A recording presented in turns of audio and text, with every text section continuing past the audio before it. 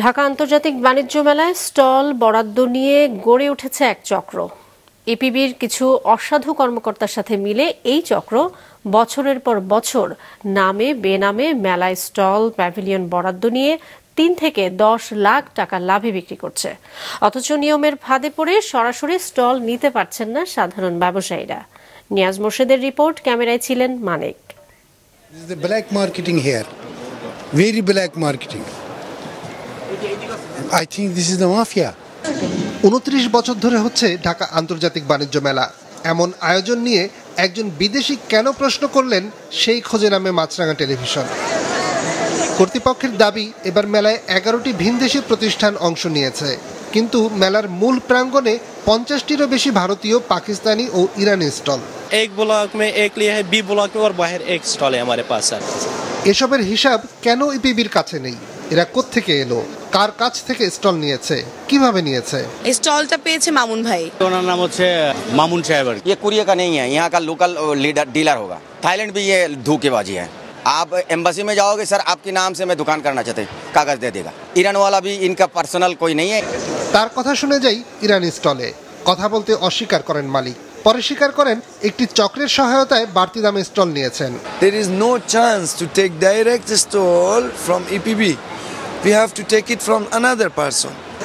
কাগজে কলমে 75 নম্বর mini pavilion পেয়েছে সোহাগ বস্ত্র বিতান, কিন্তু সেখানে এক পাশে জুতা আর এক পাশে আচার বিক্রি হচ্ছে। পাশের কয়েকটি দোকানে একই অবস্থা।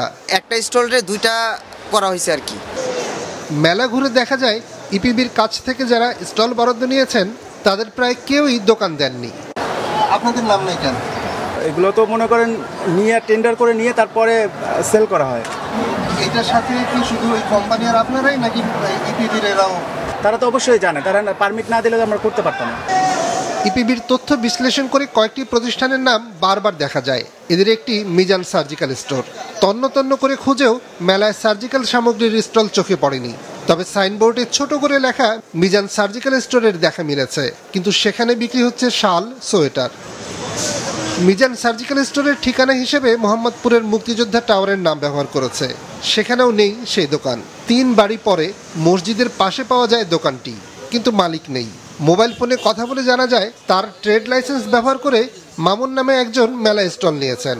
আমার ওই ট্রেড লাইসেন্স আমার এক ভাই নিয়ে জমা দিছিল, এখন ওখানে দোকান পাইছে কিনা তাও আমারে বলে নাই। মুক্তিযোদ্ধা টাওয়ারে পরিবার নিয়ে বাস করেন মামুন, যিনি কয়েক বছর ধরে ইপিবির কয়েকজন কর্মকর্তার সহায়তায় প্যাভিলিয়ন, মিনি প্যাভিলিয়ন স্টল নিচ্ছেন। এবছরও নিয়েছেন প্রায় 40টি।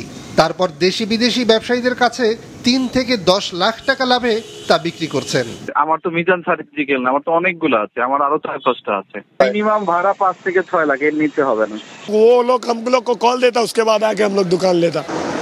মিজান সার্জিক্যাল স্টোর কিংবা মামুনের অনিয়ম সম্পর্কে কথা বলতে যাই মেলা কর্তৃপক্ষের সাথে। বিষয়টি নিয়ে আমরা কথা বলতে এসেছিলাম ইপিবির পরিচালক, মহাপরিচালকের সঙ্গে। কাউকেই দেখা যাচ্ছে না, ফলে জানা যাচ্ছে না কর্তৃপক্ষ আসলে কোন যুক্তিতে এই চক্রকে স্টল দিচ্ছেন।